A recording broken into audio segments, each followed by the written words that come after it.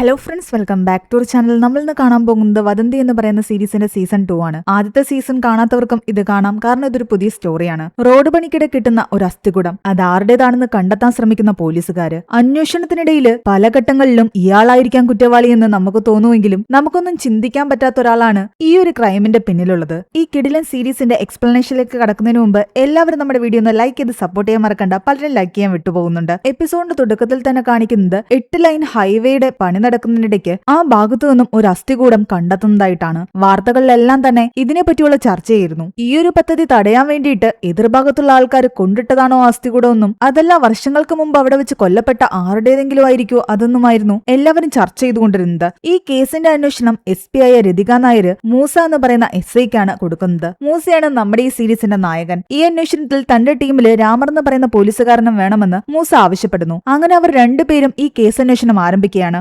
ഫോറൻസിക്കിലെത്തിയപ്പോൾ ആ സ്കെൽറ്റനിൽ നിന്നും അവർക്കധികം ഒന്നും തന്നെ കണ്ടെത്താൻ സാധിച്ചിട്ടില്ല. കാരണം അത് നല്ല രീതിയിൽ ഡാമേജ് ആയിട്ടുണ്ട്. DNA ടെസ്റ്റിന് പോയെങ്കിലേ അത് ആണിന്റേതാണോ പെണ്ണിന്റേതാണോ എന്നൊക്കെ കണ്ടുപിടിക്കാൻ പറ്റൂ. കൂടാതെ ആ സ്കെൽറ്റനിൽ ഒരു കൈ ഉണ്ടായിരുന്നില്ല. അതിനുള്ളിൽ നിന്ന് മനുഷ്യന്റെ മലത്തിന്റെ അവശിഷ്ടം കണ്ടെത്തിയിരിക്കുന്നു. അതെങ്ങനെ അതിനുള്ളിൽ വന്നുവെന്ന് മൂസ ചിന്തിക്കുന്നുണ്ട്. ആ സ്കെൽറ്റൻ കണ്ടെത്തിയ സ്ഥലം കുറച്ച് നാളുകൾക്ക് മുന്നേ സെപ്റ്റിക് ടാങ്ക് ഇരുന്ന ഏരിയയായിരുന്നു. ഒരുപക്ഷെ അങ്ങനെയായിരിക്കാം ആ മലത്തിന്റെ അംശം ഈ സ്കെൽറ്റനുള്ളിൽ നിന്ന് കണ്ടെത്തിയതെന്ന് അയാൾ ചിന്തിക്കുന്നു. അതുകൊണ്ട് ആ ഏരിയ ഒന്നുകൂടി കുഴിച്ചു നോക്കാൻ അയാൾ ആൾക്കാരെ ഏർപ്പാടാക്കി. കഥ അവിടെ നിന്നും കുറച്ച് ഫ്ലാഷ് ബാക്കിലേക്ക് പോവുകയാണ്. 2.5 വർഷം മുമ്പ് അവിടെ അടുത്തുള്ള ഒരു ഗ്രാമത്തില് മണി എന്ന് പറയുന്നൊരു പയ്യനുണ്ടായിരുന്നു. ജല്ലിക്കെട്ടില് അവനെ വെല്ലാൻ ആരും ഉണ്ടായിരുന്നില്ല. ആ പയ്യനെ ഓൺസൈഡായിട്ട് നീലാവതി എന്ന് പറയുന്ന ഒരു പെൺകുട്ടി സ്നേഹിച്ചിരുന്നു. മണിക്ക് ഉറ്റ സുഹൃത്തുക്കളായ 2 പേരുണ്ട്, പ്രഭയും സുന്ദരേശനും. ഈ പ്രഭ ഒരു പെൺകുട്ടിയുമായിട്ട് പ്രണയത്തിലായിരുന്നു. അവനെ ഇങ്ങോട്ട് ഫോൺ വിളിച്ച് സംസാരിച്ച ഒരു പെൺകുട്ടിയാണ്. പതിയെ പതിയെ 2 പേരും ഫോണിലൂടെ പ്രണയത്തിലുമായി. ഇടയ്ക്കൊക്കെ കാണാറുണ്ട്. എന്നാൽ ഇപ്പോൾ 2 ദിവസമായിട്ട് അവളെ ഫോണിൽ വിളിച്ചിട്ട് കിട്ടുന്നില്ല. സ്വിച്ച് ഓഫ് എന്നാണ് കേൾക്കുന്നത്.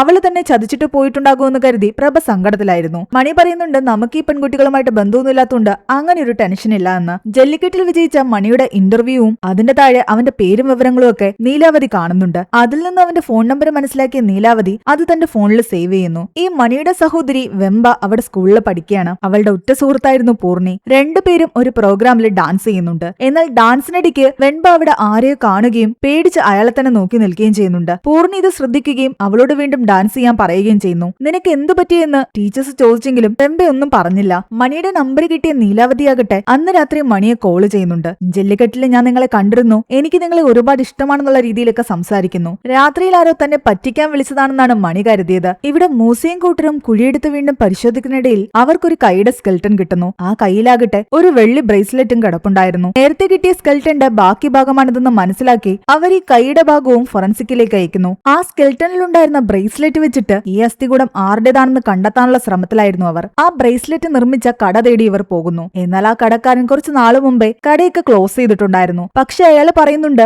ഈ വെള്ളി ബ്രേസ്ലെറ്റ് താൻ ആർക്കും വിറ്റതല്ല, സ്പോൺസർ ചെയ്തപ്പോൾ കൊടുത്തതാണെന്ന്. ജല്ലിക്കെട്ടിന്റെ സമയത്ത് വിജയിച്ച ആൾക്കാർക്കായിരുന്നു ഈ ബ്രേസ്ലെറ്റ് അയാൾ സമ്മാനമായി നൽകിയിട്ടുണ്ടായിരുന്നത്. ആ വീഡിയോസ് എല്ലാം മൂസ പരിശോധിക്കുന്നു. അന്ന് വിജയിച്ച കുറെ പയ്യന്മാർക്ക് ഇതേ ബ്രേസ്ലെറ്റ് കിട്ടിയിട്ടുണ്ട്. അതിലൊരാൾ നമ്മുടെ മണിയുമായിരുന്നു. അവിടെയാണ് ആദ്യത്തെ എപ്പിസോഡ് അവസാനിക്കുന്നത്. കിട്ടുന്ന ഇൻഫർമേഷൻ എല്ലാം അതേസമയം തന്നെ മൂസ SP അറിയിക്കുന്നുണ്ടായിരുന്നു. അതിനുശേഷം മൂസയും രാമറും മോഹൻ എന്ന് പറയുന്ന പോലീസുകാരനും ചേർന്നിട്ട് ആ ബ്രേസ്ലെറ്റ് സമ്മാനമായി കിട്ടിയ പയ്യന്മാരുടെ വീടുകളിലേക്ക് പോകുന്നു. അവരുടെ ഡീറ്റെയിൽസ് എല്ലാം എടുക്കുന്നു. 13 പയ്യന്മാരുണ്ടായിരുന്നു. അതിൽ 12 പേരുടെയും ഡീറ്റെയിൽസ് എടുത്തു. ആ ബ്രേസ്ലെറ്റ് സമ്മാനമായി കിട്ടിയ പയ്യന്മാരൊക്കെ ജീവനോടെ ഉണ്ട്. ആരെങ്കിലും മരിച്ചിട്ടുണ്ടെങ്കിൽ അവരുടെ വീട്ടുകാരുടെ DNA കളക്ട് ചെയ്തുകൊണ്ട് പോയി ആ സ്കെൽറ്റന്റെ DNAയുമായിട്ട് മാച്ച് ചെയ്ത് നോക്കാനായിരുന്നു ഇവരുടെ തീരുമാനം. പക്ഷെ ആരും മരിക്കാത്തത് കൊണ്ട് അങ്ങനെ ഒരു ഓപ്ഷൻ ഇവിടെയില്ല. ആ സമയത്ത് SPയുടെ കോള് മൂസയ്ക്ക് വരുന്നുണ്ട്. അവർ ചെന്നൈയിലേക്ക് DNA ടെസ്റ്റിന് അയച്ച ആ അസ്ഥികൂടത്തിന്റെ റിസൾട്ട് വന്നു. അത് വിചാരിച്ച പോലെ ഒരാണിന്റെ അസ്ഥികൂടമല്ല, ഒരു പെണ്ണിന്റേതാണ്. അതും കൂടാതെ ഇവിടെ 2 അസ്ഥികൂടങ്ങളാണുള്ളത്. ആദ്യത്തേതൊരു കൈയില്ലാതെ കിട്ടിയതായിരുന്നില്ലേ, അതൊരു സ്ത്രീയുടേതാണ്.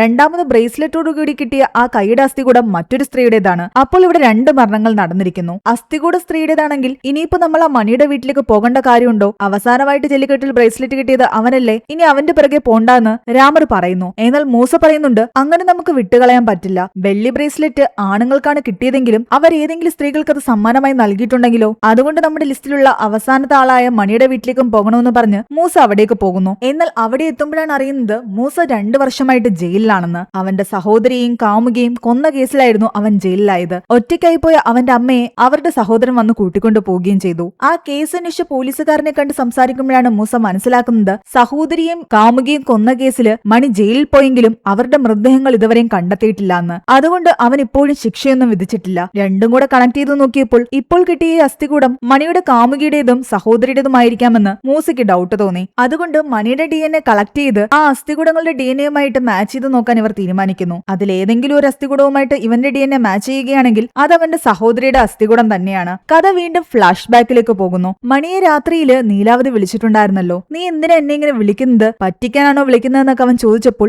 അവള് തന്റെ മനസ്സിലെ ഇഷ്ടമൊക്കെ അവനോട് തുറന്നു പറയുന്നു. ശരിക്കും നിനക്ക് ഇഷ്ടമുണ്ടെങ്കിൽ നീ നേരിട്ട് വരണമെന്ന് അവൻ പറയുന്നുണ്ട്. അങ്ങനെ ഒരു അമ്പലത്തിന്റെ ഏരിയയിൽ വെച്ച് ഇവർ പരസ്പരം നേരിട്ട് കാണുന്നു. അവളെ കണ്ട മാത്രയിൽ തന്നെ മണിക്ക് അവളെ ഇഷ്ടപ്പെട്ടു. പതിയെ പതിയെ ഇവർ തമ്മിൽ ഒരു റിലേഷൻഷിപ്പിലാവുകയാണ്. അതിനിടയ്ക്ക് മണിയെ കാണാൻ വേണ്ടിയിട്ട് അവന്റെ കൂട്ടുകാരൻ സുന്ദരേശൻ മണിയുടെ വീട്ടിൽ വന്നെങ്കിലും അവന്റെ അമ്മ പറയുന്നുണ്ട് മണി ഇവിടെ ഇല്ല എന്ന്. വെമ്പ അവിടെ ഒറ്റയ്ക്കിരിക്കുന്ന കണ്ടിട്ട് സുന്ദരേശൻ കുറച്ച് വെള്ളം കൊണ്ട് തരുമോന്ന് ചോദിക്കുന്നു. ഒട്ടും താല്പര്യമില്ലാതെയാണ് വെമ്പ സുന്ദരേശന്റെ അടുത്തേക്ക് പോകുന്നത്. ഇവിടെ നിന്ന് നമുക്ക് മനസ്സിലാക്കാം സുന്ദരേശന് വെമ്പയോടൊരു ഇഷ്ടമുണ്ട്. എന്നാൽ വെമ്പയ്ക്ക് അവനോട് ഒരു രീതിയിലുള്ള താല്പര്യം ഉണ്ടായിരുന്നില്ല. അന്ന് രാത്രി കൂട്ടുകാരുടെ കൂടെ വെള്ളം ഒടിച്ചുകൊണ്ടിരുന്ന സമയത്ത് പ്രഭ പറയുന്നുണ്ട് ഈ പെമ്പിള്ളാരൊക്കെ നമ്മളെ പറ്റിച്ചിട്ട് കടന്നുകളയും, അതുകൊണ്ട് നിന്നെ വിളിക്കുന്ന പെൺകുട്ടി നീ വിശ്വസിക്കേണ്ട കാര്യമില്ല എന്ന്. ഇതൊക്കെ കാരണം മണിയാകട്ടെ നീലാവതിയോട് പറയുന്നുണ്ട് എന്നെ പറ്റിച്ചിട്ട് കടന്നു കളയാനാണ് നിന്റെ ഉദ്ദേശമെങ്കിൽ നീ ഇപ്പൊ തന്നെ ഇതൊക്കെ അവസാനിപ്പിക്കുന്നതാ നല്ലത്. അല്ലെങ്കിൽ കുറച്ചുനാൾ കഴിയുമ്പോൾ നിനക്കും അടുത്തിട്ട് നീ എന്നെ ഇട്ടിട്ട് പോകും, ഞാൻ ആകെ തകർന്നു പോവുകയും ചെയ്യും. അവൻ ഇങ്ങനെയൊക്കെ പറഞ്ഞതോടുകൂടി നീലാവതിക്ക് ആകെ ദേഷ്യം വരുന്നു. അവള് ഫോൺ സ്വിച്ച് ഓഫ് ആക്കി വെക്കുന്നു. രാവിലെ മണി എഴുന്നേറ്റ് നോക്കുമ്പോൾ കയ്യിൽ ബ്ലേഡ് കൊണ്ട് മുറിച്ച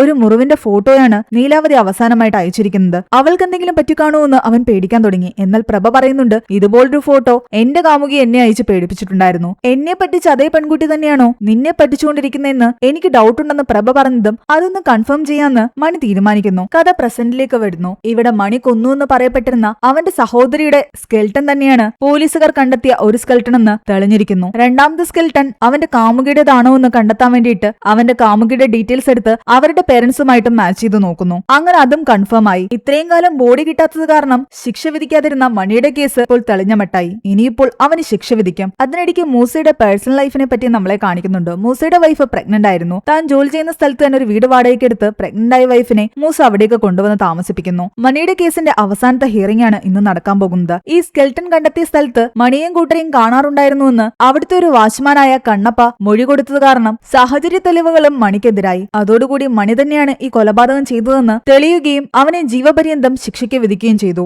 എന്നാൽ കോടതിയിൽ ഒരു തവണ പോലും അവൻ വാതുറക്കാൻ തയ്യാറായിരുന്നില്ല. ഈ കുറ്റം ചെയ്തത് താനല്ല എന്നോ ഇത് ചെയ്തത് താനാണെന്നോ അവൻ പറഞ്ഞതേയില്ലായിരുന്നു. അത് കാരണം മൂസയ്ക്കൊരു ഡൗട്ട് തോന്നുന്നു. അവൻ എന്തുകൊണ്ടാണ് ഒന്നും പറയാതിരിക്കുന്നത്? ചെയ്തെങ്കിൽ ചെയ്തെന്ന് പറയണം, ഇല്ലെങ്കിൽ ഇല്ലാന്ന് പറയണം. ഇത് രണ്ടുമില്ല. ശിക്ഷ വിധിച്ചതോടുകൂടി മണിയെ കാണാൻ അവന്റെ അമ്മ വന്നിട്ടുണ്ടായിരുന്നു. അവര് അലമുറയിട്ട് കരയുകയാണ് തന്റെ മകൻ ഒരിക്കലും അത് ചെയ്യില്ലാന്ന് പറഞ്ഞിട്ട്. ഇതെല്ലാം കൂടി ആയപ്പോഴേക്കും മൂസയ്ക്ക് കുറ്റബോധം തോന്നാൻ തുടങ്ങി. താൻ തെളിയിച്ച ഈ കേസിൽ ശിക്ഷിക്കപ്പെടുന്നത് ഒരു നിരപരാധിയാണോ എന്നായിരുന്നു അയാളുടെ ചിന്ത. അന്ന് വീട്ടിലെത്തിയ മൂസ കാണുന്നത് ജയിൽ തിരിച്ചെത്തിയ മണി ആത്മഹത്യക്ക് ശ്രമിച്ചു എന്നാണ്. കറണ്ട് പോകുന്ന വയറ് കടിച്ച് ആത്മഹത്യ ചെയ്യാൻ ശ്രമിക്കുകയും അവൻ ദൂരേക്ക് തെറിച്ചു വീഴുകയും ചെയ്തു. ആ ന്യൂസ് കണ്ട് ഞെട്ടിത്തെറിച്ചിരിക്കുന്ന മൂസയെ കാണിച്ചുകൊണ്ടാണ് രണ്ടാമത്തെ എപ്പിസോഡ് അവസാനിക്കുന്നത്. മൂന്നാമത്തെ എപ്പിസോഡിന്റെ തുടക്കത്തിൽ കാണിക്കുന്നത് മണി ആത്മഹത്യക്ക് ശ്രമിച്ചെങ്കിലും അവൻ മരിച്ചിട്ടില്ല എന്ന് മൂസ അറിയുന്നതാണ്. മണി നിരപരാധിയാണെങ്കിൽ അത് തെളിയിക്കണമെന്ന് മൂസയുടെ മനസ്സിലുള്ളത് കൊണ്ട് തന്നെ മണിക്കെതിരെ മൊഴി കൊടുത്ത കണ്ണപ്പ എന്ന് പറയുന്ന ആളെ മൂസ വിളിപ്പിക്കുന്നു. അയാള് പറയുന്നത് ആ അസ്ഥികൂടം കിട്ടിയ ഏരിയയില് സ്ഥിരമായിട്ട് മണിയും കൂട്ടുകാരും വെള്ളമടിക്കാൻ വരുമെന്നാണ്. 2 വർഷം മുമ്പ്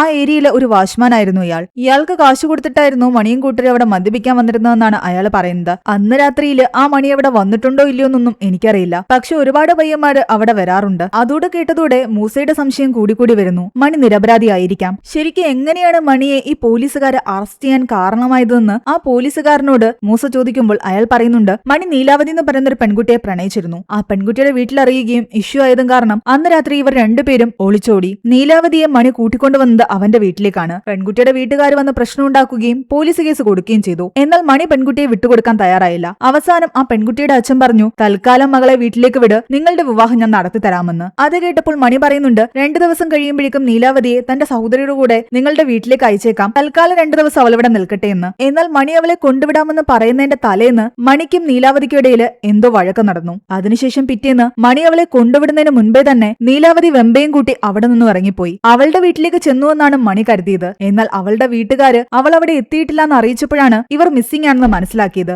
ഇവർ മിസ്സിംഗ് ആയ ആ ഒരു ദിവസം മുഴുവൻ മണിയെയും കാണാനില്ലായിരുന്നു. അവളെ അന്വേഷിച്ചു പോയെന്നാണ് മണി പറഞ്ഞത്. പിന്നെയാണ് എല്ലാവർക്കും സംശയം തോന്നിയത് മണി ഇവരെ രണ്ടുപേരെയും കൊന്നതാണോ എന്ന്. ഞാൻ കൊന്നിട്ടില്ല എന്ന് അവൻ എതിർത്ത് പറഞ്ഞതുമില്ല. അതുകൊണ്ടാണ് അവനെ പോലീസുകാർ അറസ്റ്റ് ചെയ്തത്. മണിയുടെ വീട് നിൽക്കുന്നതിന് കുറച്ചടുത്തുനിന്ന് തന്നെയാണ് ഇപ്പോൾ ആ അസ്ഥികൂടം കിട്ടിയിരിക്കുന്നത്. അതൊക്കെ കൊണ്ട് അവൻ തന്നെയായിരിക്കാം കൊന്നതെന്നാണ് ഈ പോലീസുകാരനും പറയുന്നത്. മൂസ നേരെ ഹോസ്പിറ്റലിലേക്ക് എത്തുന്നു. മണിയുടെ അമ്മ അവന്റെ അടുത്ത് തന്നെ ഉണ്ടായിരുന്നു. തന്റെ മകൾ വെമ്പയെയും അവൻ സ്നേഹിച്ച നീലാവതിയും കൊന്നത് അവനല്ല എന്നും അവൻ ഒരിക്കലും അങ്ങനെയൊന്നും ചെയ്യില്ല എന്നുമാണ് അവന്റെ അമ്മ പറയുന്നത്. അവരുടെ അടുത്ത് നിന്നും മണിയുടെ ഉറ്റ സുഹൃത്തുക്കളായ പ്രഭയെക്കുറിച്ചും സുന്ദരേശനെയും കുറിച്ചും മൂസ അറിയുന്നു. പ്രഭയെ കണ്ടെത്തി അവനോട് മണിയെപ്പറ്റി ചോദിക്കുമ്പോഴാണ് പ്രഭയും മണിയും തമ്മിൽ ഇടയ്ക്ക് വഴക്കുണ്ടാക്കി പിരിഞ്ഞിരുന്നു എന്ന് അറിയുന്നത്. ഇനി കഥ വീണ്ടും ഫ്ലാഷ് ബാക്കിലേക്ക് പോകുന്നു. പ്രഭ ഒരു പെൺകുട്ടിയെ പ്രണയിക്കുകയും ഇപ്പോൾ അവൾ ഫോൺ എടുക്കാതിരിക്കുകയും ചെയ്യുന്നുണ്ടല്ലോ. അതേ പെൺകുട്ടി തന്നെയാണോ മണിയെ വിളിക്കുന്നതെന്ന് അറിയാൻ വേണ്ടിയിട്ട് ഇവർ ഇറങ്ങി പുറപ്പെട്ടായിരുന്നു. മണി താൻ സ്നേഹിക്കുന്ന നീലാവതിയെ പ്രഭയ്ക്ക് കാട്ടിക്കൊടുക്കുന്നു. അപ്പോൾ പ്രഭ പറയുന്നുണ്ട്, ഞാൻ സ്നേഹിച്ച പെൺകുട്ടി ഇതല്ലാന്ന്. അത് കേട്ടപ്പോൾ മണിക്ക് കുറച്ച് ആശ്വാസം തോന്നി. നീലാവതി തന്നെ ആത്മാർത്ഥമായിട്ട് തന്നെയാണ് സ്നേഹിക്കുന്നത്. അവിടെ ആ സമയം അമ്പലത്തിലെ ഉത്സവ ചടങ്ങുകൾ നടക്കുകയാണ്.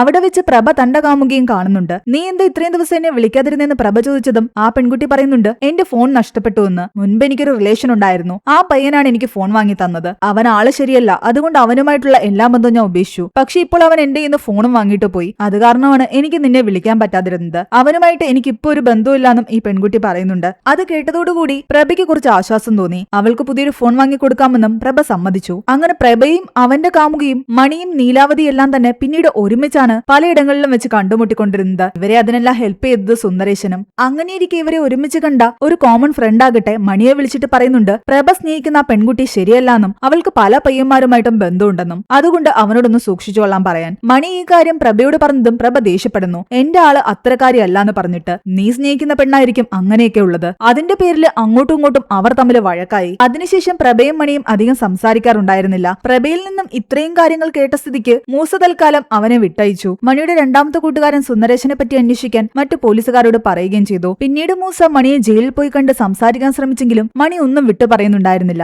ഞാനിനി എന്ത് പറഞ്ഞിട്ട് ഒരു കാര്യമില്ല. എന്റെ കാമുകിയും എന്റെ സഹോദരിയും തിരിച്ചു വരാൻ പോകുന്നില്ല. കുറച്ചു കഴിയുമ്പോൾ SP മൂസയെ കോൾ ചെയ്യുന്നുണ്ട്. ഇമ്പോർട്ടന്റ് ആയിട്ടുള്ള കാര്യം പറയണമെന്ന് പറഞ്ഞിട്ട്. നേരത്തെ അവർ DNA ടെസ്റ്റിംഗിന് വിട്ട സമയത്ത് അതിന്റെ മെയിൻ ഡോക്ടറായ ധനപാല് ഹോസ്പിറ്റലായിരുന്നു. അത് കാരണം റിപ്പോർട്ട് അയാൾ സൈൻ ചെയ്തിരുന്നില്ല. അയാളുടെ അസിസ്റ്റന്റുമാരായിരുന്നു പ്രാഥമിക റിപ്പോർട്ട് പോലീസുകാർക്ക് കൊടുത്തത്. ഇയാൾ ഹോസ്പിറ്റലിൽ നിന്ന് തിരിച്ചെത്തിയ ശേഷം നല്ലപോലെ അത് പരിശോധിച്ചപ്പോൾ ഒരു DNA കൂടി ആ സ്കെൽറ്റനിൽ നിന്ന് കണ്ടെത്തിയെന്ന് അയാൾ പോലീസുകാരോട് പറയുന്നു. ആ സ്കെൽറ്റനിലുണ്ടായിരുന്ന ബ്രേസ്ലെറ്റിൽ നിന്നാണ് മൂന്നാമത്തെ DNA കിട്ടിയിരിക്കുന്നത്. അത് മണിയുടേതാണോ എന്ന് അവർ ചെക്ക് ചെയ്ത് നോക്കിയപ്പോൾ മണിയുടേതല്ല. മണിയുടേതായിരുന്നെങ്കിൽ കില്ലർ അവനാണെന്ന് കുറച്ചുകൂടി ഉറപ്പിക്കാമായിരുന്നു. അപ്പോൾ ഈ മൂന്നാമത്തെ DNA യഥാർത്ഥ കുറ്റവാളിയുടേതായിരിക്കാമെന്ന് മൂസയ്ക്ക് മനസ്സിലായി. അവിടെയാണ് മൂന്നാമത്തെ എപ്പിസോഡ് അവസാനിക്കുന്നത്. ഓൾറെഡി ശിക്ഷ വിധിച്ച കേസിൽ ഇപ്പോൾ പുതിയൊരു എവിഡൻസ് കിട്ടിയിരിക്കുന്നു. കൊലപാതകി മണിയല്ലെന്നാണ് ഇപ്പോഴത്തെ സാഹചര്യം വെച്ചിട്ട് ഇവർ മനസ്സിലാക്കുന്നത്. അപ്പോൾ പിന്നെ ആ കേസ് റീഓപ്പൺ ചെയ്തെങ്കിലേ പറ്റൂ. അത് വലിയൊരു ടാസ്ക് തന്നെയായിരുന്നു. അതുകൊണ്ട് SP രതികയാകട്ടെ തന്റെ ഹസ്ബൻഡ് സുകുമാറിന്റെ അടുത്തേക്ക് മൂസയെ കൂട്ടിക്കൊണ്ടു പോകുന്നു. രതികയുടെ ഹസ്ബൻഡ് സുകുമാർ ഒരു അഡ്വക്കേറ്റ് ആയിരുന്നു. അയാളുടെ സഹായത്തോടു കൂടി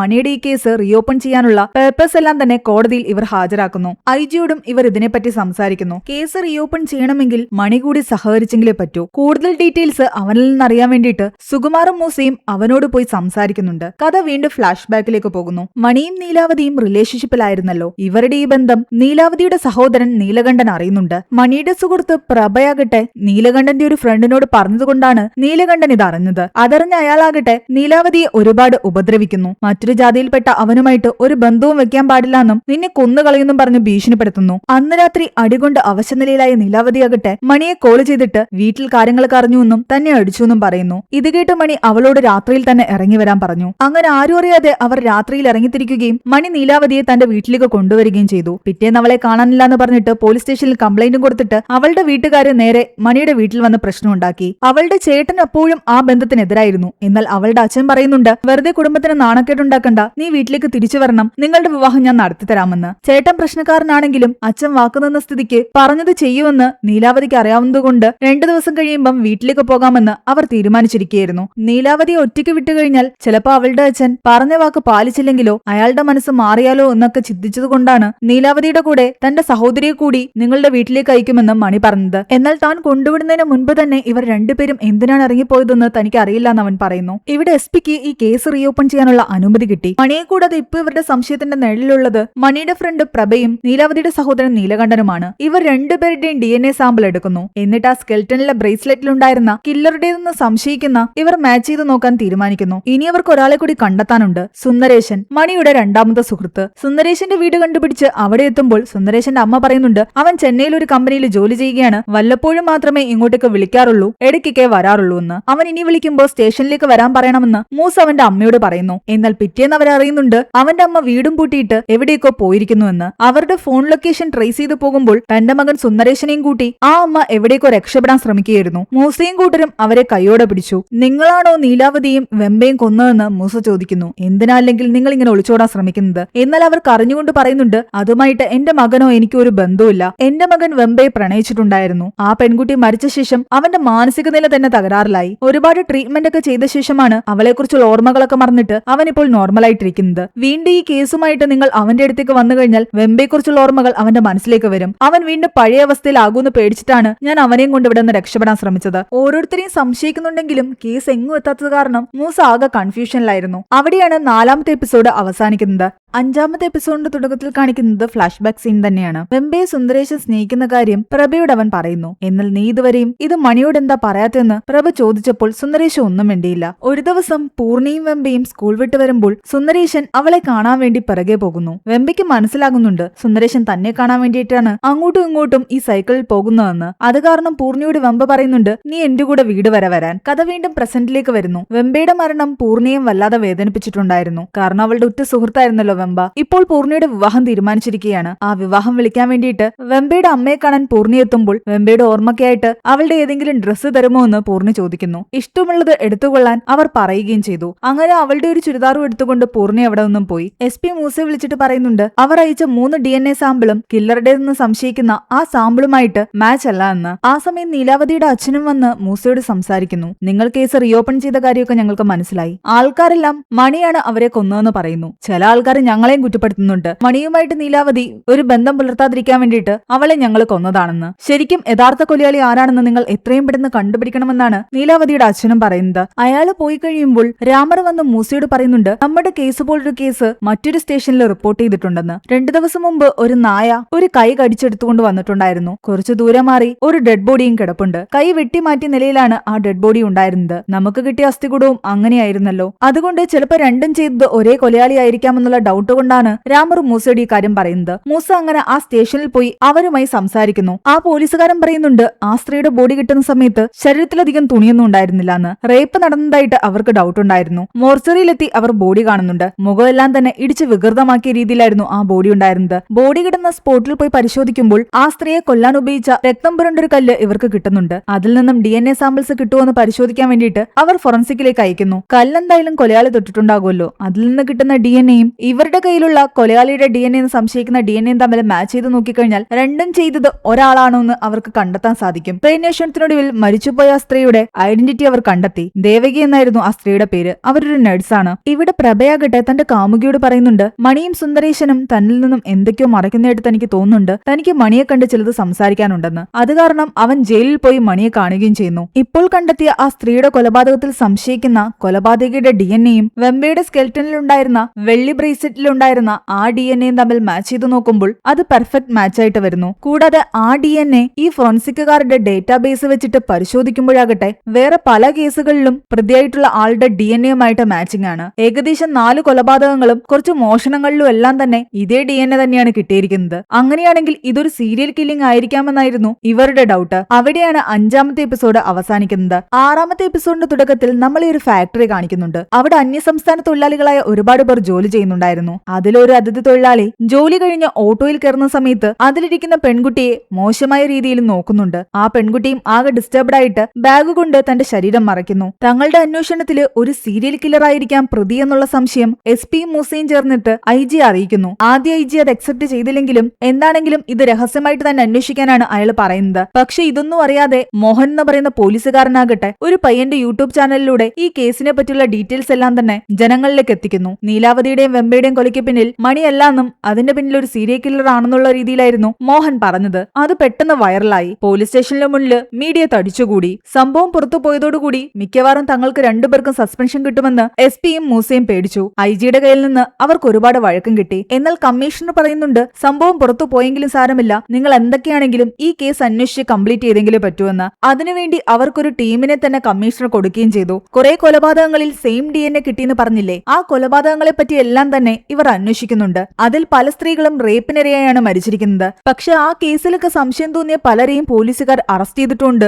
അവരൊക്കെ വിചാരണയിൽ കഴിയുകയുമാണ്. പക്ഷെ അപ്പോഴും ആ DNA എങ്ങനെ എല്ലാവരുടെയും കേസുമായിട്ട് ബന്ധപ്പെട്ട് വന്നുവെന്ന് ഇവർക്ക് മനസ്സിലായതേയില്ല. അതിനിടയ്ക്ക് മണി തനിക്ക് ജാമ്യത്തിൽ പോകാൻ പറ്റുമോ എന്ന് മൂസയോട് റിക്വസ്റ്റ് ചെയ്യുന്നു. മൂസ ഐജയുടെ ഹസ്ബൻഡ് സുകുമാർ വഴി മണിയുടെ ജാമ്യത്തിന്റെ കാര്യങ്ങൾ ഏർപ്പാടാക്കുകയും ചെയ്തു. സീൻ അവിടെ കെട്ടായി നമ്മളെ വീണ്ടും അതിഥി തൊഴിലാളിയെ കാണിക്കുന്നുണ്ട്. ജോലി കഴിഞ്ഞിറങ്ങിയ അയാള് ഈ പ്രാവശ്യം ആ പെൺകുട്ടിയുടെ അടുത്ത് തന്നെയാണ് ഇരുന്നത്. അവളുടെ ശരീരത്തിലേക്ക് ചേർന്നിരിക്കുകയും അവളെ ശല്യം ചെയ്യുകയും ചെയ്യുന്നു. കുറച്ചു കഴിഞ്ഞപ്പോഴേക്കും ആ പെൺകുട്ടി ആ ഷെയർ ഹോട്ടലിൽ നിന്നിറങ്ങി. ആ അതിഥി തൊഴിലാളിയും അവന്റെ കൂടെ ഉണ്ടായിരുന്ന കൂട്ടുകാരും ആ പെൺകുട്ടിയെ ഫോളോ ചെയ്തു പോകുന്നു. എന്നാൽ കുറച്ചു ദൂരം മുന്നോട്ട് പോയി കഴിഞ്ഞിട്ട് അവരെല്ലാവരും മദ്യപിക്കാൻ വേണ്ടിയിട്ട് മറ്റൊരു വഴിക്ക് പോവുകയും ചെയ്തു. ഈ കേസിന്റെ പിന്നാലെ നടക്കുന്നത് കാരണം മൂസയ്ക്ക് തന്റെ ഗർഭിണിയായ ഭാര്യയെ മര്യാദയ്ക്ക് കെയർ ചെയ്യാൻ പോലും പറ്റുന്നുണ്ടായിരുന്നില്ല. DNA പ്രൊഫൈലിംഗ് വെച്ചിട്ട് കൊലയാളി എങ്ങനെയിരിക്കും എന്നുള്ളൊരു ഏകദേശ രൂപം ഇവർ വരച്ചിട്ടുണ്ടായിരുന്നു. ആ പടത്തിനോട് സാമ്യമുള്ള ആരെങ്കിലും ഉണ്ടെങ്കിൽ അവനെ കണ്ടെത്തണമെന്നാണ് തന്റെ ടീമിനോട് മൂസ പറയുന്നത്. ആ പിക്ചർ നോക്കിയിട്ട് ടീമംഗങ്ങൾ പറയുന്നുണ്ട്, ഈ ഫേസ് കണ്ടിട്ട് നമ്മുടെ നാട്ടുകാരനായിട്ട് തോന്നുന്നില്ല എന്ന്. ആ സമയം മൂസയ്ക്ക് ഒരു വോയിസ് മെസ്സേജ് വരുന്നു. തിരുച്ചിയില്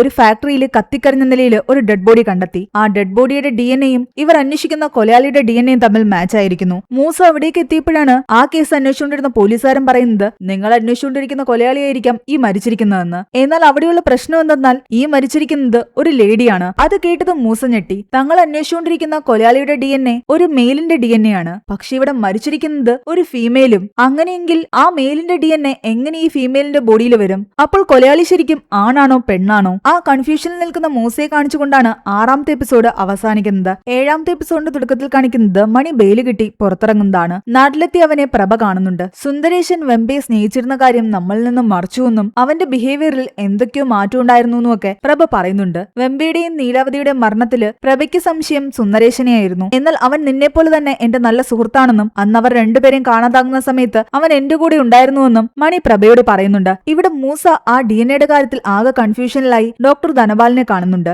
നമുക്ക് ആദ്യം കിട്ടിയത് കൊലയാളിയുടെ നിന്ന് സംശയിക്കുന്ന ഒരു മെയിൽ DNA ആണ്. പക്ഷേ അതേ DNA ഉള്ള ഒരു ഫീമെയിൽ ബോഡി കത്തിക്കറിഞ്ഞ നിലയിൽ കിട്ടിയിരിക്കുന്നു. ശരിക്കും ആ ബോഡി ഐഡന്റിഫൈ ചെയ്യാൻ വേണ്ടിയിട്ട് ആ ബോഡിയുടെ DNA ആണ് ഇവരെടുത്ത് പരിശോധിച്ചത്. അപ്പോഴാണ് ഈ മാച്ച് കണ്ടതും. ഇതെങ്ങനെ സംഭവിക്കും എന്നുള്ള കൺഫ്യൂഷനിലായിരുന്നു ഇവർ ഇരിക്കുന്നത്. ഒരു പക്ഷേ ഈ മരിച്ച സ്ത്രീ മുൻപൊരു ആണായിരുന്നിരിക്കാം. സർജറി ചെയ്ത് ഒരു ട്രാൻസ്ഫോമൺ ആയതാണെങ്കിലോ? എന്നാൽ ധനപാൽ പറയുന്നുണ്ട്, ആ സ്ത്രീയുടെ കംപ്ലീറ്റ് ബോഡിയും തങ്ങൾ പരിശോധിച്ചു. സ്ത്രീക്ക് ഓൾറെഡി തന്നെ യൂട്രസും ഓവറീസും എല്ലാം തന്നെയുണ്ട്. അവർ ജന്മനാൽ തന്നെ സ്ത്രീയാണ്. പിന്നെ എങ്ങനെയാണ് അവർക്കൊരു മെയിലിന്റെ DNA വരുന്നതെന്നാണ് ഇവരെ എല്ലാവരെയും കൺഫ്യൂഷനിലാക്കിയിരുന്ന കാര്യം. കത്തിക്കരിഞ്ഞ മൃതദേഹം ആയതുകൊണ്ട് തന്നെ കൂടുതൽ ആഴത്തിലിറങ്ങി DNA പരിശോധന നടത്തണമെങ്കിൽ ഡാമേജ് ആകാത്ത ഒരു ബോണെങ്കിലും ഇവരുടെ ശരീരത്തിൽ നിന്ന് കിട്ടണം. അങ്ങനെ ആ ബോഡി പോസ്റ്റ്മോർട്ടം ചെയ്ത് അങ്ങനെ ഡാമേജ് ആകാത്ത ഒരു ബോൺ കണ്ടെടുക്കുകയും വീണ്ടും ഒന്നുകൂടി DNA പരിശോധന നടത്തുകയും ചെയ്യുന്നു. അതും മാച്ചായിട്ട് വന്നു കഴിഞ്ഞാൽ ഇവരുടെ മുന്നിൽ ഒരു ഉത്തരവും ഉണ്ടാകില്ല. ഒരു തെറ്റും പറ്റാത്ത രീതിയിലാണ് തങ്ങൾ പരിശോധിക്കുന്നതെന്ന് ധനപാലം പറയുന്നു. കാരണം ഇതിനു മുമ്പ് പല കേസുകളിലും ഇങ്ങനെ DNA-യുടെ കാര്യത്തിൽ തെറ്റുപറ്റിയിട്ടുണ്ട്. ഹ്യൂമൻ എറർ ആയിരുന്നു അതിനൊക്കെ കാരണം.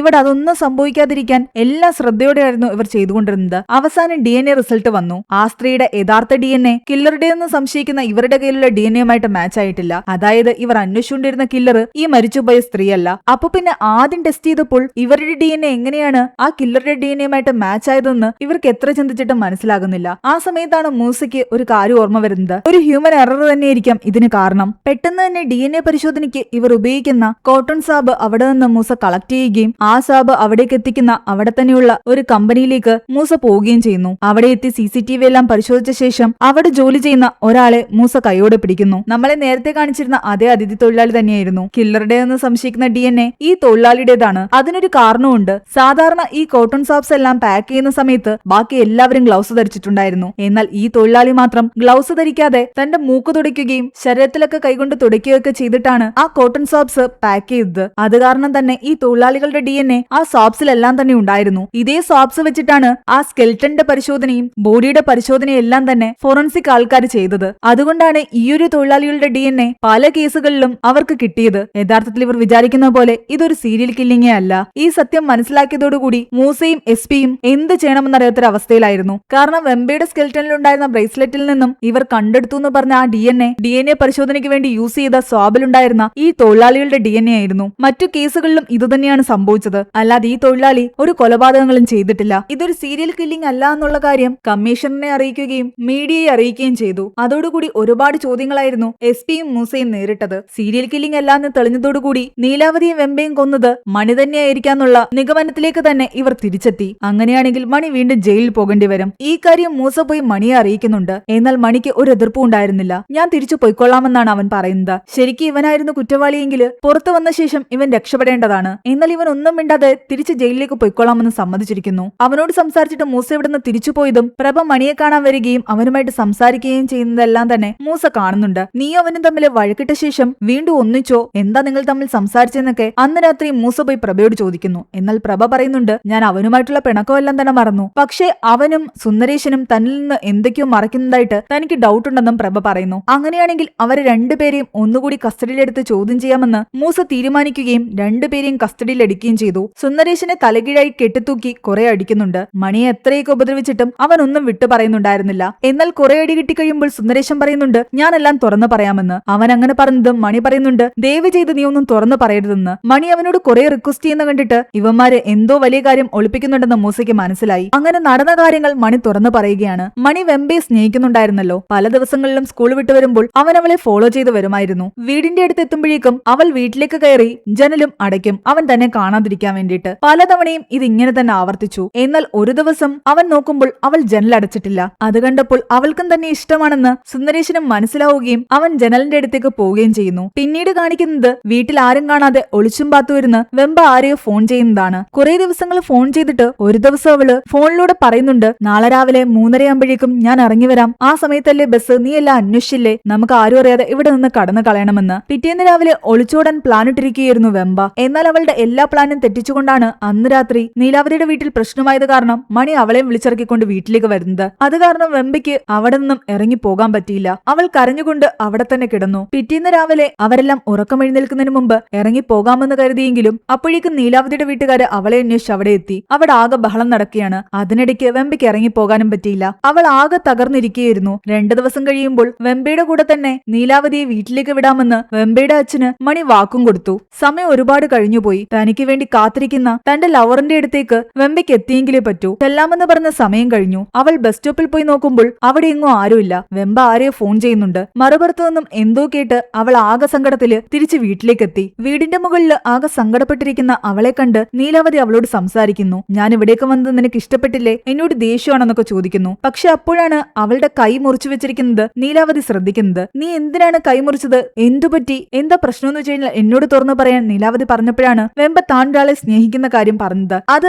ആരാണെന്ന് ചോദിച്ചപ്പോൾ ഒരു ഫ്ലാഷ് ബാക്ക് നമ്മളെ കാണിക്കുന്നുണ്ട്. അന്ന് പതിവില്ലാതെ അവൾ ജനല് തുറന്നു തന്നെ ഇട്ടിരിക്കുന്ന കണ്ടിട്ട് സുന്ദരേശൻ ജനലിന്റെ അടുത്തേക്ക് വരികയും അകത്തേക്ക് നോക്കുകയും ചെയ്തില്ലേ. എന്നാൽ ആ സമയം സുന്ദരേശൻ കണ്ട കാഴ്ച അവനെ ഞെട്ടിച്ചിട്ടുണ്ടായിരുന്നു. പൂർണിയും വെമ്പയും പരസ്പരം ചുംബിച്ചും കെട്ടിപ്പിടിച്ചും നിൽക്കുന്നു. വെമ്പ സ്നേഹിച്ചത് സുന്ദരേശനെ ആയിരുന്നില്ല, അവളുടെ സുഹൃത്ത് പൂർണിയായിരുന്നു. അവർ രണ്ടുപേരും ലെസ്ബിയൻസ് ആയിരുന്നു. അതുകണ്ട് ആകെ തകർന്നാണ് സുന്ദരേശ് അവിടെ നിന്ന് ഓടിപ്പോയത്. തങ്ങളെ ആരോ കണ്ടുവെന്ന് വെമ്പയ്ക്കും മനസ്സിലായി. ഓടിപ്പോകുന്ന സുന്ദരേശനെ കണ്ടതും അവൻ മണിയോട് പോയി ഇതെല്ലാം പറയുമെന്ന് വെമ്പ പേടിച്ചു. എന്നാൽ അങ്ങനെയൊന്നും ഉണ്ടാകാൻ ചാൻസ് ഇല്ലാന്നാണ് പൂർണി പറയുന്നത്. കാരണം നിന്നോടുള്ള ഇഷ്ടം പോലും അവൻ ഇതുവരെ തുറന്നു പറഞ്ഞിട്ടില്ല. അപ്പോൾ ഈ കാര്യവും അവൻ നിന്റെ ചേട്ടനോട് പറയില്ല. അവിടെയാണ് 7ാമത്തെ എപ്പിസോഡ് അവസാനിക്കുന്നത്. 8ാമത്തെയും അവസാനത്തെയും എപ്പിസോഡിന്റെ തുടക്കത്തിൽ കാണിക്കുന്നത് താൻ സ്നേഹിക്കുന്നത് പൂർണിയാണെന്നുള്ള സത്യം നീലാവതിയോട് അവൾ തുറന്നു പറയുന്നതാണ്. അവൾ ഫോണിൽ സംസാരിച്ചു കൊണ്ടിരുന്നതെല്ലാം തന്നെ പൂർണിയോടായിരുന്നു. സുന്ദരേശൻ തങ്ങളെ കണ്ട കാര്യം മണിയോട് പറയുമെന്നുള്ള ഭയം ഇവരുടെ ഉള്ളിലുണ്ടായിരുന്നു. പൂർണിയുടെ വീട്ടിലാകട്ടെ വിവാഹാലോചനകൾ നടക്കുകയാണ്. രണ്ടുപേരും ലേറ്റായിട്ടാണ് സ്കൂളിൽ ചേർന്നത്. രണ്ടുപേർക്കും 19 വയസ്സോളം പ്രായമുണ്ട്. അതുകൊണ്ട് എത്രയും പെട്ടെന്ന് കെട്ടിച്ചുവിടാനായിരുന്നു പൂർണിയുടെ വീട്ടുകാര് തീരുമാനിച്ചിരുന്നത്. ഒരുമിച്ച് ജീവിക്കണമെങ്കിൽ ഇവിടെ നിന്നും ഒളിച്ചോടുന്നതാ നല്ലതെന്ന് പൂർണിക്കും വെമ്പയ്ക്കും തോന്നി. അങ്ങനെ അവർ ഒളിച്ചോടാൻ പ്ലാനിടുന്നു. പക്ഷെ അന്ന് രാത്രി പ്രതീക്ഷിക്കാതെ മണി നീലാവതിയെ വിളിച്ചുകൊണ്ടുവന്നു. അന്ന് രാത്രി അവൾക്ക് ഇറങ്ങിപ്പോകാൻ പറ്റിയില്ല. പിറ്റേന്ന് രാവിലെയും പറ്റിയില്ല. ലേറ്റ് ആയിട്ടാണ് അവൾ ബസ് സ്റ്റാൻഡിൽ എത്തുന്നത്. ആ സമയം പൂർണി അവിടെ എങ്ങും കണ്ടില്ല. പൂർണിയുടെ വീട്ടിലേക്ക് വിളിച്ചു ചോദിച്ചപ്പോൾ നിന്റെ വീട്ടിലേക്ക് വരികയാണെന്ന് പറഞ്ഞിട്ട് പൂർണി വന്നിട്ടുണ്ടായിരുന്നു, അവിടെ എത്തിയില്ലെന്ന് ചോദിക്കുന്നു. അവൾ പെട്ടെന്ന് ഫോൺ കട്ട് ചെയ്തു. തന്നെ കാണാൻ വേണ്ടിയിട്ട് വീട്ടിൽ നിന്ന് ഇറങ്ങിയ പൂർണി എവിടെ പോയെന്നറിയാതെ വെമ്പ ആകെ തകർന്നിരിക്കുകയായിരുന്നു. താൻ കറക്റ്റ് സമയത്ത് എത്താത്തത് കാരണം താൻ ചതിച്ചുവെന്ന് അവൾ കരുതിയിട്ടുണ്ടാകും. അവൾ എന്തെങ്കിലും കടുങ്കൈ ചെയ്തിട്ടുണ്ടാകും. അവളില്ലാതെ താനും ജീവിക്കേണ്ടെന്ന് ചിന്തിച്ചുകൊണ്ടാണ് വെമ്പ തന്റെ കൈമുറിച്ചത്. ഇതെല്ലാം കേട്ട് ആകെ ഷോക്കായിരിക്കുന്നു നീലാവതി. നീ സ്നേഹിക്കുന്നത് ഒരു പെൺകുട്ടിയാണോന്ന് ചോദിക്കുന്നു. അതൊന്നും നിങ്ങൾക്ക് പറഞ്ഞാൽ മനസ്സിലാകില്ല. വർഷങ്ങളായിട്ട് ഞാൻ അനുഭവിച്ചുകൊണ്ടിരിക്കുന്ന വേദന എന്താണെന്ന് എനിക്ക് മാത്രമേ അറിയൂ എന്ന് വെമ്പ പറയുന്നുണ്ട്. തൽക്കാലം ആ സമയം ഇതിനെപ്പറ്റി ഒന്നും ചർച്ച ചെയ്യേണ്ടെന്നും ഹോസ്പിറ്റലിൽ പോകാമെന്നും നീലാവതി പറയുന്നു. മണിയെ താൻ വിളിക്കട്ടെ എന്ന് ചോദിക്കുമ്പോൾ അതിന് സമ്മതിക്കുന്നില്ല. ചേട്ടൻ അറിഞ്ഞു കഴിഞ്ഞാൽ എന്നെ വെച്ചേക്കില്ല, കൊന്നുകളയും. എനിക്ക് പൂർണി എവിടെയാണെന്ന് അറിയണം, അവൾക്ക് എന്ത് സംഭവിച്ചു എന്ന് അറിയണമെന്നും പറഞ്ഞ് ഇവൾ വാശി പിടിക്കുന്നു. പൂർണിയെ പറ്റി താൻ അന്വേഷിച്ചു കൊള്ളാം, നീ ഇപ്പോൾ ഹോസ്പിറ്റലിലേക്ക് വരാൻ പറഞ്ഞിട്ട് വെമ്പയെ നീലാവതി ഹോസ്പിറ്റലിൽ കൊണ്ടുപോവുകയും അവളുടെ കയ്യിലെ മുറിവില് മരുന്ന് വെച്ച് കെട്ടുകയും ചെയ്തു. എന്നാൽ കുറെ കഴിഞ്ഞപ്പോഴേക്കും ആകെ ദേഷ്യത്തോടു കൂടി മണി വീട്ടിലേക്ക് വരുന്നു. നീലാവതിയുമായി വഴക്കിടുന്നു. നീ നിന്റെ സഹോദരൻ നീലകണ്ഠനോട് എന്റെ സഹോദരിയെക്കുറിച്ച് എന്താണ് മോശമായിട്ട് പറഞ്ഞതെന്ന് ചോദിക്കുന്നു. പൂർണിയെപ്പറ്റി അന്വേഷിക്കാൻ ആരുടെയെങ്കിലും ഹെൽപ്പ് അവൾക്ക് ആവശ്യമായിരുന്നു. ഉണ്ടായിരുന്നു. അതുകൊണ്ട് തന്റെ സഹോദരനെ വിളിച്ച് പൂർണിയെ പറ്റി അന്വേഷിക്കാൻ അവൾ പറഞ്ഞു. എന്നാൽ വെമ്പയും പൂർണിയും തമ്മിലുള്ള ബന്ധത്തെപ്പറ്റി ഡീറ്റെയിൽ ആയിട്ട് ഒന്നും തന്നെ പറഞ്ഞില്ല. പക്ഷെ അവളുടെ സഹോദരൻ അതെങ്ങനെയോ ഊഹിച്ചെടുത്തു. അതിനെപ്പറ്റി മണിയോട് ചോദിക്കുകയും ചെയ്തു. എന്റെ സഹോദരിക്ക് ആ പൂർണിയുമായിട്ടാണ് ബന്ധമെന്ന് നിന്റെ സഹോദരൻ പറഞ്ഞു, എന്തിനാ എന്റെ സഹോദരിയെക്കുറിച്ച് മോശമായിട്ട് പറയുന്നതെന്ന് ചോദിച്ചുകൊണ്ടായിരുന്നു മണി നീലാവതിയെ ഉപദ്രവിച്ചുകൊണ്ടിരുന്നത്. എന്നാൽ ഇത് കണ്ടുകൊണ്ട് വെമ്പ അവിടേക്ക് വന്നിട്ട് പറയുന്നുണ്ട് അത് തന്നെയാണ് സത്യമെന്ന്. തന്റെ വ്യക്തിത്വം എന്താണെന്നും താൻ ചെറുപ്പം മുതൽ എന്താണ് അനുഭവിച്ചുകൊണ്ടിരിക്കുന്നതെന്നും താൻ പൂർണിയെ സ്നേഹിക്കുന്നുണ്ടെന്നും എല്ലാം തന്നെ വെമ്പ തന്നെ മണിയോട് തുറന്നു പറയുന്നു. അവനത് വലിയൊരു ഷോക്കായിരുന്നു. ആദ്യമൊന്നും അവനത് അക്സെപ്റ്റ് ചെയ്യാനേ പറ്റിയില്ല. എന്നാൽ നീലാവതി അവനെ കാര്യങ്ങൾ പറഞ്ഞ് മനസ്സിലാക്കാൻ ശ്രമിക്കുന്നു. നീ അറിഞ്ഞു കഴിഞ്ഞാൽ നീ ഇത് അക്സെപ്റ്റ് ചെയ്യില്ല എന്നറിയാവുന്നതുകൊണ്ടാണ് അവൾ കൈമുറിച്ച് ആത്മഹത്യക്ക് ശ്രമിച്ചത്. നീ ഇപ്പൊ ചിന്തിക്കുന്നത് ഇതിനെപ്പറ്റി നാട്ടുകാർ അറിഞ്ഞു കഴിഞ്ഞാൽ എന്തൊക്കെ നാണക്കേടുണ്ടാകുമെന്നാണ്. പക്ഷെ നീ ഇതിന്റെ മറ്റൊരു വശം കൂടി ചിന്തിക്കണം. നീ അവളോട് ദേഷ്യപ്പെട്ടു കഴിഞ്ഞാൽ ചിലപ്പോൾ അവൾ ആത്മഹത്യ ചെയ്യും, അവൾ ഇല്ലാതാകും. നീ സ്നേഹിക്കുന്ന നിന്റെ സഹോദരിയെ ജീവനോടെ കാണുന്നതാണോ നിനക്കിഷ്ടം, അതോ ഈ നാട്ടുകാരോടാണോ നിനക്കിഷ്ടം കൂടുതൽ? നീലാവതി അങ്ങനെയൊക്കെ പറഞ്ഞപ്പോൾ തന്റെ സഹോദരിയെ അക്സെപ്റ്റ് ചെയ്യാൻ മണി തീരുമാനിക്കുന്നു. അവളെ ആശ്വസിപ്പിച്ചിട്ട് തന്റെ കയ്യിലുണ്ടായിരുന്ന വെള്ളിച്ചെയിൻ അവൾ കിട്ടുകൊടുക്കുന്നു. ഇനി ഒരിക്കലും നീ നിന്റെ കൈ മുറിക്കാൻ പാടില്ലെന്നും ഇങ്ങനെയൊന്നും ചിന്തിക്കാൻ പോലും പാടില്ലെന്നും പറയുന്നു. പൂർണിയെ താൻ കണ്ടെത്താമെന്ന് പറഞ്ഞിട്ട് അവൻ അവിടെ നിന്നും ഇറങ്ങുന്നുണ്ട്. സുന്ദരേശൻ ഈ കാര്യങ്ങളെല്ലാം അറിഞ്ഞത് മണിയും മനസ്സിലാക്കിയിട്ടുണ്ടായിരുന്നു. കൂടാതെ സുന്ദരേശൻ വെമ്പയെ സ്നേഹിച്ചിരുന്ന കാര്യവും നീലാവതി മണിയോട് പറഞ്ഞിട്ടുണ്ട്. ഈ സത്യങ്ങൾ അറിയാവുന്ന സുന്ദരേശൻ ഇത് വേറെ ആരോടെങ്കിലും പറയുമോ എന്ന് മണിക്ക് പേടിയുണ്ടായിരുന്നു. എന്താണെങ്കിലും അവൻ സുന്ദരേശനെ കാണാൻ ചെല്ലുന്നു. എന്നാൽ സുന്ദരേശനാകട്ടെ മണിയെ കണ്ടതും പേടിച്ചോടുന്നു. അപ്പോഴാണ് മണിയൊരു കാര്യം മനസ്സിലാക്കുന്നത്. സുന്ദരേശൻ പേടിച്ചോടിയത് വേറൊരു റീസൺ കൊണ്ടാണ്. വെമ്പയെ കാത്തുനിന്നിരുന്ന പൂർണിയെ സുന്ദരേശനാണ് തട്ടിക്കൊണ്ടുവന്നത്. വെമ്പയും പൂർണിയും തമ്മിലുള്ള ബന്ധം സുന്ദരേശൻ അറിയാം. പക്ഷെ പൂർണി വെമ്പയുടെ മനസ്സ് മാറ്റിയെടുത്തതാണെന്നും വെമ്പ നല്ല പെൺകുട്ടിയാണെന്നും അവളെ എങ്ങനെയെങ്കിലും തന്റെ ജീവിതത്തിലേക്ക് കൊണ്ടുവരണമെന്നുള്ള ചിന്തയിലായിരുന്നു വെമ്പയും പൂർണിയും തമ്മിൽ അകറ്റാൻ പൂർണിയെ സുന്ദരേശൻ കടത്തിക്കൊണ്ടുവന്നത്. ഇത് മനസ്സിലാക്കിയ മണി അവനെ അടിച്ചിട്ടിട്ട് പൂർണി അവിടെ നിന്ന് രക്ഷപ്പെടുത്തുന്നു. അവളെ അവളുടെ വീട്ടിലേക്ക് കൊണ്ടുവിട്ടു. പൂർണിയെ കണ്ടുപിടിച്ചു അവളെ വീട്ടിലാക്കിയിട്ടുണ്ടെന്നുള്ള കാര്യം പറയാൻ വേണ്ടി മണി തിരിച്ചെത്തിയെങ്കിലും അപ്പോഴേക്കും നീലാവതിയും വെമ്പയും അവിടെ നിന്ന് ഇറങ്ങിപ്പോയിട്ടുണ്ടായിരുന്നു. അവരെങ്ങോട്ടേക്കാണ് പോയത്, അവർക്ക് എന്താണ് സംഭവിച്ചതെന്ന് തനിക്ക് അറിയില്ലെന്ന് മണി പറയുന്നു. ആ കേസ് തനിക്ക് നേരെ തിരിഞ്ഞു വന്നപ്പോഴും താൻ ഒന്നും പറയാതിരുന്നത് തന്റെ സഹോദരിയുടെ സത്യം പുറത്താകുമെന്നുള്ള പേടി കൊണ്ടായിരുന്നു. അതുകൊണ്ടായിരുന്നു ഒന്നും മിണ്ടാതെ എല്ലാ കുറ്റവും അവൻ തലയിലേറ്റത്. ഈ കാര്യങ്ങളൊന്നും തന്നെ പുറത്തറിയരുതെന്നും ഞാൻ നിങ്ങളുടെ കാലിൽ വീഴാമെന്നൊക്കെ പറഞ്ഞ് മണി മൂസയുടെ കാലിൽ വീഴുന്നു. എന്നാൽ മറ്റു പോലീസുകാർക്ക് ഡൗട്ടുകൾ കൂടി വരുന്നു. ഇത്രയും വലിയ രഹസ്യം ഇവന്മാര് മറച്ചു വെച്ചിട്ടുണ്ടെങ്കിൽ ചിലപ്പോൾ ആ കൊലപാതകം ചെയ്തതും അവർ തന്നെയാകാം. തന്റെ സഹോദരി ഒരു ലെസ്ബിയനാണെന്ന് അറിഞ്ഞത് കാരണം നാണക്കേടാകുമെന്ന് ചിന്തിച്ച് അവളെ കൊന്നിട്ടുണ്ടാകാം. അത് എതിർക്കാൻ വന്ന നീലാവതിയും ഇവൻ കൊന്നിട്ടുണ്ടാകാം. ഇതൊക്കെയായിരുന്നു പോലീസുകാരുടെ മനസ്സിൽ. എന്നാൽ മൂസ പറയുന്നുണ്ട് സുന്ദരേശനും മണിയും ഇത് ഒളിപ്പിച്ചു വെച്ചത് വെമ്പയോടുള്ള സ്നേഹം കൊണ്ടാണെന്ന് നമുക്ക് ചിന്തിക്കാം. പക്ഷേ ഈ കാര്യം മനസ്സിലാക്കിയ നീലാവതിയുടെ സഹോദരൻ നീലകണ്ഠൻ എന്തുകൊണ്ടാണ് ഇത് മറ്റാരോടും പറയാതിരുന്നത്? അവൻ ഓൾറെഡി അറിഞ്ഞല്ലോ വെമ്പയൊരു ലെസ്ബിയൻ ആണെന്ന്. അങ്ങനെ നീലകണ്ഠനെ സംശയത്തിന്റെ നിഴലിൽ നിർത്തിക്കൊണ്ട് അവർ കസ്റ്റഡിയിലെടുത്ത് ചോദ്യം ചെയ്യുന്നു. എന്നാൽ നീലകണ്ഠൻ പറയുന്നുണ്ട് ആ സത്യം താൻ മനസ്സിലാക്കിയെങ്കിലും അതിനെപ്പറ്റി ചോദിക്കാൻ മണിയുടെ അടുത്തേക്കാണ് താൻ നേരിട്ട് പോയതെന്ന്. നിന്റെ സഹോദരി അങ്ങനെ ആയിരിക്കുന്ന സമയത്ത് ഞാൻ എന്റെ സഹോദരിയെ നിനക്കാണോ കെട്ടിച്ചു തരേണ്ടത് അതോ നിന്റെ സഹോദരിക്കാണോ കെട്ടിച്ചു തരേണ്ടതെന്ന് കളിയാക്കുന്ന രീതിയിൽ നീലകണ്ഠൻ ചോദിച്ചിട്ടുണ്ടായിരുന്നു. ദേഷ്യം വന്ന മണി നീലകണ്ഠനുമായിട്ട് അടികൂടുന്നു. കയ്യിലുണ്ടായിരുന്ന ഒരു അരിവാൾ വെച്ചിട്ട് നീലകണ്ഠ ബാക്കിൽ ഒരു വെട്ടും കൊടുത്തിട്ടാണ് മണി അവിടെ നിന്നും ഇറങ്ങിപ്പോകുന്നത്. എന്നാൽ നീലകണ്ഠൻ ചെറിയ പരുക്കോടുകൂടി രക്ഷപ്പെട്ടു. തന്റെ സഹോദരിയെ മണിക്ക് കല്യാണം കഴിച്ചു കൊടുക്കാമെന്ന് അച്ഛൻ പറഞ്ഞപ്പോഴുണ്ടായൊരു ദേഷ്യം തനിക്കുണ്ടായിരുന്നു. പക്ഷെ അതിന്റെ പേരില് അവന്റെ സഹോദരിയെ പറ്റിയുള്ള ഒരു കാര്യങ്ങളും താൻ പുറത്തുവിട്ടിട്ടില്ല. പെൺകുട്ടിയും എന്റെ സഹോദരിയും കാണാതായ സമയത്ത് ഞാനത് ആരോടും പറഞ്ഞില്ല. അത്രയ്ക്കൊന്നും ദുഷ്ടനല്ല താനെന്ന് അയാൾ പോലീസുകാരോട് പറയുന്നു. അവനും നിരപരാധിയാണെങ്കിൽ പിന്നെ ആരായിരിക്കും കൊലയാളിയെന്നായിരുന്നു മൂസ വീണ്ടും ചിന്തിച്ചുകൊണ്ടിരിക്കുന്നത്. ഓരോ തവണ ഇയാളായിരിക്കും കൊലപാതകയെന്ന് കരുതുമ്പോൾ അവരെല്ലാം നിരപരാധികളായി മാറുകയാണ്. അതിനിടയ്ക്ക് മൂസയ്ക്കൊരു പെൺകുഞ്ഞു പറന്നു. ഒരു കുഞ്ഞു പറന്നെങ്കിലും മൂസയ്ക്ക് സന്തോഷിക്കാനേ പറ്റുന്നുണ്ടായിരുന്നില്ല. കാരണം ആ കേസ് എങ്ങും എത്തിയിട്ടില്ല. എസ് പിക്കാകട്ടെ ട്രാൻസ്ഫർ ഓർഡറും വന്നിരിക്കുന്നു. ഒരാഴ്ചയ്ക്കകം അവർ ഇവിടെ നിന്നും പോകും. അതിനുള്ളിൽ ഈ കേസ് തെളിയിക്കാൻ പറ്റിയാൽ വലിയൊരു ആശ്വാസമായിരിക്കും. ആ സ്കെൽട്ടൻ പരിശോധനയിൽ കൈ വെട്ടിമാറ്റിയിരിക്കുന്നത് അരിവാൾ ഉപയോഗിച്ചിട്ടാണ്. ഇവരുടെ ആരുടെയെങ്കിലും വീട്ടിൽ നിന്ന് കൊലപാതകത്തിന് ഉപയോഗിച്ച ആ ആയുധം കിട്ടുകയാണെങ്കിൽ അത് വെച്ചിട്ട് കൊലപാതകയെ കണ്ടെത്താമെന്ന് ഒരു ഐഡിയ ഇവർക്ക് തോന്നുന്നു. അങ്ങനെ ഇവർ എല്ലാവരുടെയും വീട്ടിൽ സെർച്ച് നടത്താൻ തീരുമാനിച്ച് ആദ്യം സുന്ദരേശന്റെ വീട്ടിലേക്ക് പോകുന്നു. അവിടെ പരിശോധനയിൽ ആയുധമൊന്നും കണ്ടില്ല. പക്ഷെ അവിടെ ചുവരിലുണ്ടായിരുന്ന ഒരു ഫോട്ടോ കണ്ട് ഞെട്ടിത്തെരിച്ച് മൂസ അത് ആരാണെന്ന് ചോദിക്കുന്നുണ്ട്. സുന്ദരേശൻ പറയുന്നുണ്ട് അത് തന്റെ അങ്കിളാണെന്ന്. പെട്ടെന്ന് തന്നെ അയാളെ ഇവിടേക്ക് മൂസ വിളിപ്പിക്കുന്നു. അയാൾ അവിടേക്ക് വന്നതും മൂസ അയാളെ കൈയോടെ പിടിക്കുന്നു. മണിക്കെതിരെ കോടതിയിൽ സാക്ഷി പറഞ്ഞ അതേ കണ്ണപ്പയായിരുന്നു അത്. അയാൾ ഒരു ഓട്ടോ ഡ്രൈവറാണ്. സ്കെൽട്ടൻ കണ്ട സ്ഥലത്ത് മണിയും കൂട്ടരും വരാറുണ്ടായിരുന്നുവെന്ന് ഇയാള് പറഞ്ഞൊരു മൊഴിയുടെ കൂടെ അടിസ്ഥാനത്തിലാണ് മണിക്കെതിരെയുള്ള തെളിവ് സ്ട്രോങ് ആയത്.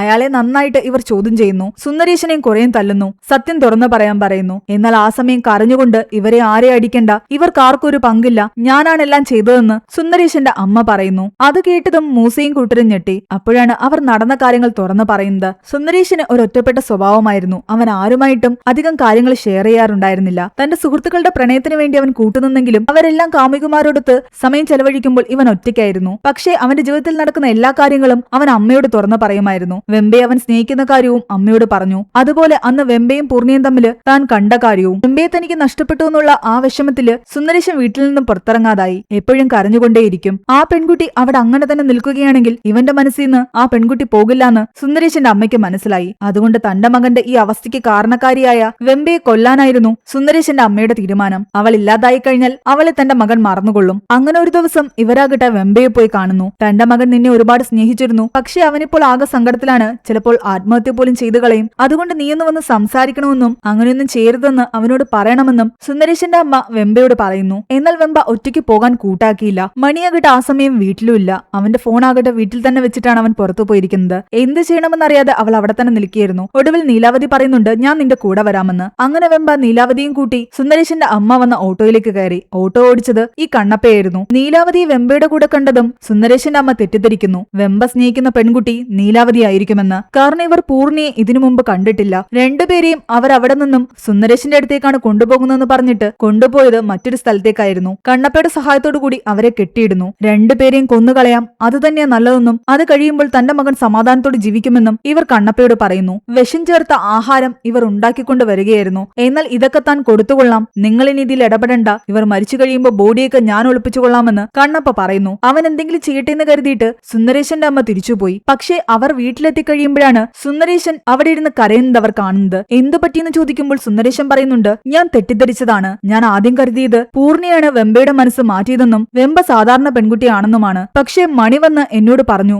വെമ്പയും തിരിച്ച് പൂർണിയെ സ്നേഹിക്കുന്നുണ്ടെന്നും പൂർണിയെ നഷ്ടപ്പെട്ടെന്ന് കരുതി അവൾ ആത്മഹത്യക്ക് പോലും ശ്രമിച്ചുവെന്നും. അവർ രണ്ടുപേരും പരസ്പരം ഒരുപാട് സ്നേഹിക്കുന്നുണ്ട്. ഇതൊന്നും അറിയാതെ ഞാൻ പൂർണിയെ കടത്തിക്കൊണ്ടു പോയിരുന്നു. മണി വന്നു കഴിഞ്ഞപ്പോഴാണ് പൂർണിയെ ഞാൻ വിട്ടുകൊടുത്തത്. ഇതെല്ലാം കേട്ടതും സുന്ദരേശന്റെ അമ്മ ആകെ ഞെട്ടിത്തെറിച്ചിരിക്കുകയാണ്. പൂർണിയെ സുന്ദരേശനായിരുന്നു കടത്തിക്കൊണ്ടു പോയിരുന്നതെങ്കിൽ വെമ്പയുടെ കൂടെ താൻ കണ്ടത് ആരെയായിരുന്നു? താൻ ഉദ്ദേശിച്ച പൂർണി അതല്ലാന്നും മറ്റേതോ പാവം പെൺകുട്ടിയാണെന്നും സുന്ദരേശന്റെ അമ്മയ്ക്ക് മനസ്സിലായി. അവർ പെട്ടെന്ന് തന്നെ കണ്ണപ്പയെ കോൾ ചെയ്യുന്നു. വെമ്പയുടെ കൂടെയുള്ളത് പൂർണി എന്ന് പറയുന്ന പെൺകുട്ടിയല്ല, അത് മറ്റാരോ ആണ്. അതുകൊണ്ട് അവളെ വിട്ടേക്കാൻ. എന്നാൽ അയാൾ പറയുന്നുണ്ട്, ഇനി പറഞ്ഞിട്ട് കാര്യമില്ല, വിഷം അടങ്ങിയ ആഹാരം ഞാൻ അവർക്ക് കൊടുത്തു, രണ്ടുപേരും മരിച്ചുപോയി. അത് കേട്ടതും സുന്ദരേശന്റെ അമ്മ ആകെ തകർന്നുപോയി. തന്റെ മകൻ ഒന്നും അറിയില്ല, താനാണിതെല്ലാം ചെയ്തതെന്നും പറഞ്ഞ് അവർ കരയാൻ തുടങ്ങി. എന്നാൽ അപ്പോഴും മൂസയ്ക്ക് ഒരു കൺഫ്യൂഷൻ വരുന്നു. വിഷുവിൽ ചെന്നാണ് അവർ മരിച്ചതെങ്കിൽ അവരുടെ കൈ എന്തിനാണ് മുറിച്ചത്? ആരാണത് ചെയ്തത്? മൂസയുടെ സംശയം കണ്ണപ്പയിലേക്കായിരുന്നു. കണ്ണപ്പയെ കുറെ അടിച്ചു കഴിയുമ്പോൾ അയാൾ സത്യം തുറന്നു പറയുന്നു. ഈ രണ്ട് പെൺകുട്ടികളെയും അവിടെ കൊണ്ട് കെട്ടിയിട്ടപ്പോൾ മുതൽ അയാളുടെ മനസ്സിൽ മറ്റൊരു ചിന്തയുണ്ടായിരുന്നു. അവരെ രണ്ടുപേരെയും സെക്ഷലി ഹറാസ് ചെയ്യുക. വിഷുവിൽ ചെന്ന് അവർ മരിച്ചുവെന്ന് സുന്ദരേശന്റെ അമ്മയോട് കണ്ണപ്പ കള്ളം പറഞ്ഞതാണ്.